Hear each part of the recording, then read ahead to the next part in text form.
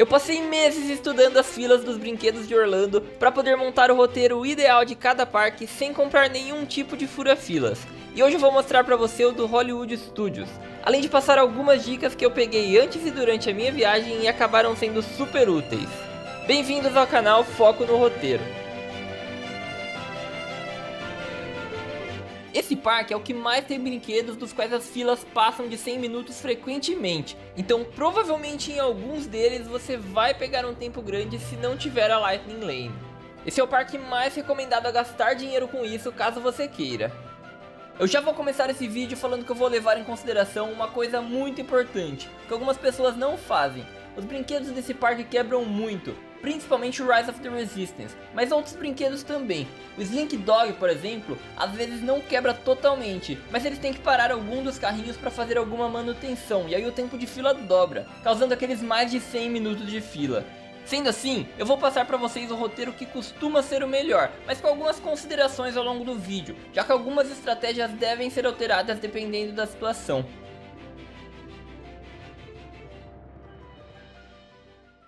Começando do início, a primeira coisa que você tem que fazer, como em qualquer outro parque, é chegar cedo. Mas nesse parque isso acaba sendo ainda mais importante por conta da grande quantidade de atrações concorridas. Quanto antes você chegar, melhor será. Agora eu vou passar uma dica super legal que eu ainda não vi ninguém aqui no Brasil passar. No Hollywood Studios, os hóspedes da Disney entram no parque pelas entradas do meio durante o Early Entry, que é aquela meia hora que eles podem entrar no parque antes de quem não é hóspede da Disney. Enquanto as filas para quem não tem o Early Entry vão se formando ao lado. O que você precisa fazer aqui é sempre ficar na fila mais próxima às entradas do meio, já que conforme for chegando a hora do parque abrir para todos, os funcionários vão reduzir a quantidade de entradas para o Early Entry, formando mais filas nelas para a abertura oficial. Se você estiver próximo a elas, você pode migrar da fila que você estiver para essa nova fila que foi formada e pegar um lugar cada vez mais à frente. Isso já pode fazer uma diferença de uns 5 minutos para entrar no parque e talvez até uns 30 minutos em algum brinquedo. Agora, assim que você entrar no parque, é a hora da decisão mais difícil. Para onde ir primeiro? Aqui são basicamente 3 opções: Slink Dog, Rise of the Resistance e Sunset Boulevard. Muita gente fala que se você não começar pela Rise of the Resistance, você consegue fazer a Torre do Terror, a Rock'n'Roller Coaster e o Slink Dog em menos de 1 hora. Mas isso não é verdade. Olha esses prints que eu tirei em vários dias diferentes do Hollywood Studios, pouco antes do horário de abertura oficial. Só a Torre do Terror às vezes já tem mais de 30 minutos. O Slink Dog muitas vezes tem o dobro de tempo da Rise of the Resistance. Então é muito importante ficar de olho em como estão as filas no seu dia para decidir o que fazer. Se você ver alguma oportunidade muito boa, mude o roteiro e aproveite a oportunidade. Logo antes da abertura do parque, eu recomendo que você olhe no aplicativo qual é a situação do dia. Dependendo da situação, pode sim ser uma boa ideia começar pelo Slink ou pelo Rise of the Resistance. Mas no geral, o melhor realmente costuma ser começar pela Sunset Boulevard.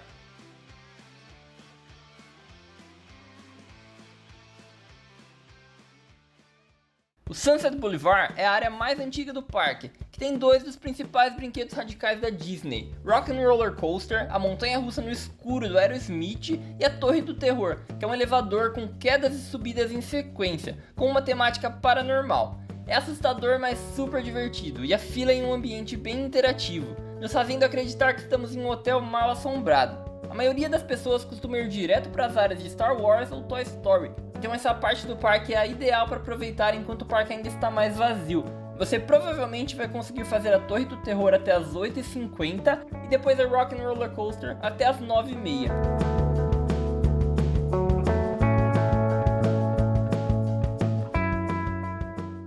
Depois disso, nós iremos até a área de Star Wars.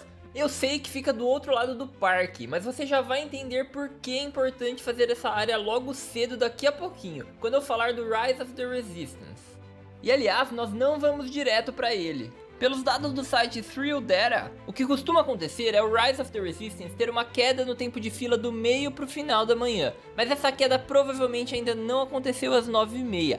Então nós vamos fazer outro brinquedo dessa área antes, o Millennium Falcon Smuggler's Run, que a fila costuma só subir até perto do meio-dia, então quanto antes a gente fizer, melhor será. Para essa atração tem outra dica bem legal, ela tem Single Rider, a fila para quem não se importa em ir separado do seu grupo e que costuma durar uns 5 minutos. Porém, se você pegar essa fila, você tem que saber que não terá a opção de escolher em qual posição você vai brincar. E nesse brinquedo isso faz bastante diferença.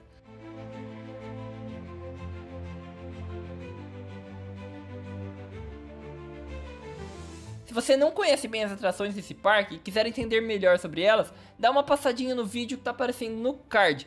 Basicamente, a Millennium Falcon é uma atração onde você vai embarcar em uma missão junto à Primeira Ordem. Você pode ser um piloto, que realmente consegue controlar a nave, um atirador, que realmente consegue atirar, ou um engenheiro, que tem a experiência menos interativa entre todas elas, e que com certeza será a sua posição se você pegar a fila Single Rider. Pela fila normal, podemos considerar que passaremos 40 minutos nessa atração, somando o tempo de fila com o tempo do brinquedo em si. Após sair de lá, finalmente vamos para o Rise of the Resistance. Agora, o que costuma acontecer é o tempo estar um pouco menor do que estava às 9h30. É importantíssimo fazer esse brinquedo logo porque ele quebra muito. Ele é o que mais quebra nesse parque e em todos os parques da Disney. Se deixarmos pra noite, provavelmente ele vai sim ter menos fila, mas acaba sendo arriscado por causa desse problema. Se ele quebrar no finzinho da noite e você ainda não tiver andado nele, pode ser que acabe nem andando. Inclusive, se você ver que o Rise quebrou, fique esperto no aplicativo esperando a hora dele voltar, já que quando isso acontece, se você for um dos primeiros a entrar na fila, vai pegar um tempo bem menor. Além de tudo, a fila desse brinquedo é em um lugar coberto. Sendo assim, não é tão ruim ficar esperando na fila durante o dia. Pra gente ser bem realista, eu vou considerar 80 minutos de fila aqui, mas dependendo do dia pode sim ser menos do que isso ou até mais. O Rise é um brinquedo incrível e vale a pena esperar, principalmente se você for fã de Star Wars.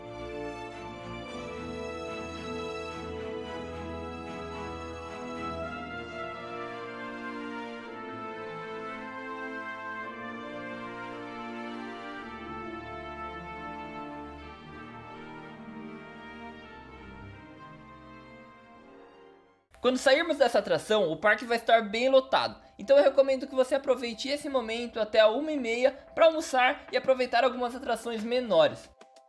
Se você quiser continuar na área de Star Wars para fazer a atração que falta, vá para o Star Tours, mas antes do almoço, já que é um simulador que balança bastante. O Star Tours foi o primeiro brinquedo de Star Wars da Disney, então até por isso tem uma tecnologia mais antiga e as pessoas acabam não ligando tanto. Sendo assim, a fila costuma ser por volta de 20 minutos ou até menos do que isso. Além dele, outras opções são conhecer personagens como a Chewbacca, a Edna, o Mickey e a Minnie no Red Carpet e o Olaf, além dos personagens que ficam espalhados pelo parque no meio dele mesmo, como Sully, o Pateta e a Mulher Incrível. Tem também o Muppets Vision 3D, mas eu já digo que ela é uma atração bem bobinha, feita para crianças. O show do Indiana Jones, que é do meio-dia ao meio-dia e meia, o show da Bela e a Fera, que acontece a 1h e dura 25 minutos, ou qualquer outro brinquedo que você queira fazer e que estiver com pouca fila. Então decida com o seu grupo qual a prioridade de vocês. Essa também é uma boa hora para tirar foto nos lugares mais icônicos do parque. À 1h30 nós vamos para o show For the First Time in Forever, o Sing-Along de Frozen, que para mim é o melhor show desse parque. Um teatro que conta a história do primeiro filme e nos permite ouvir e cantar juntos algumas das músicas mais conhecidas do filme. Acontece a cada 1h a partir das 10h30 da manhã até as 6h30 da tarde e dura cerca de 30 minutos.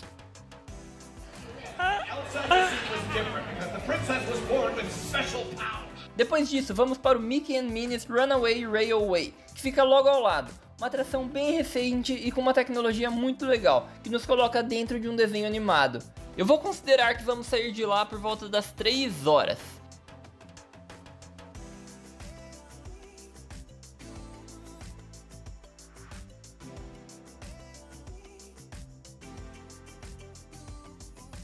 Agora é uma boa hora para conhecer algum personagem, já que tem vários nessa região entre esse brinquedo e o próximo dessa lista, como o Sully, a Mulher Incrível, o Buzz, o Woody e a Jessie. Você pode fazer isso pelos próximos 30 minutos.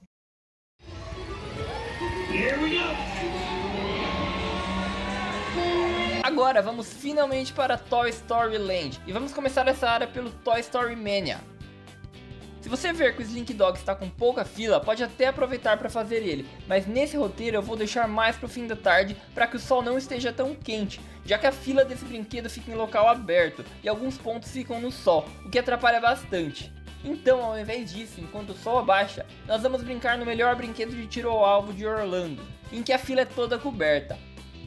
Você provavelmente vai ficar cerca de 1 hora aqui, contando a fila e a atração, então vamos sair dele por volta das 4h30.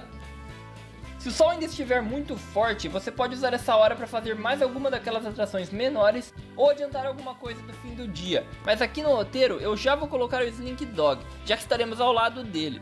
A fila, como eu já disse antes, vai ser alta de qualquer jeito, então pode se preparar para ficar aqui mais ou menos 1h30 ou até mais.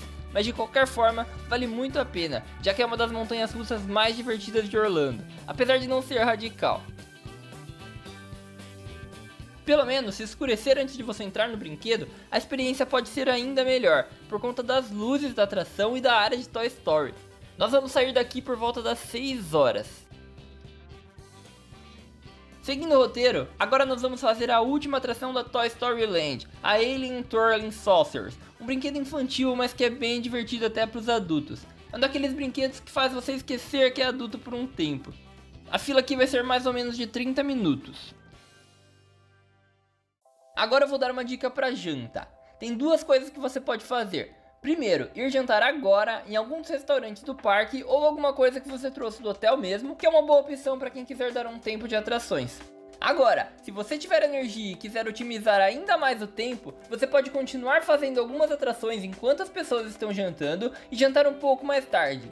Você pode pegar uma pizza, lanche ou qualquer outra coisa, levar ao anfiteatro do Fantasmic e jantar enquanto espera o show começar, por exemplo. Próxima entrada dele, tem alguns restaurantes muito bons para isso. Um deles que eu recomendo é o Catalina Edges, que vende uma pizza super bem servida por aproximadamente $12. Para esse roteiro eu vou fazer justamente isso, mas se você não gostar da ideia, pode encontrar algum restaurante para jantar agora mesmo.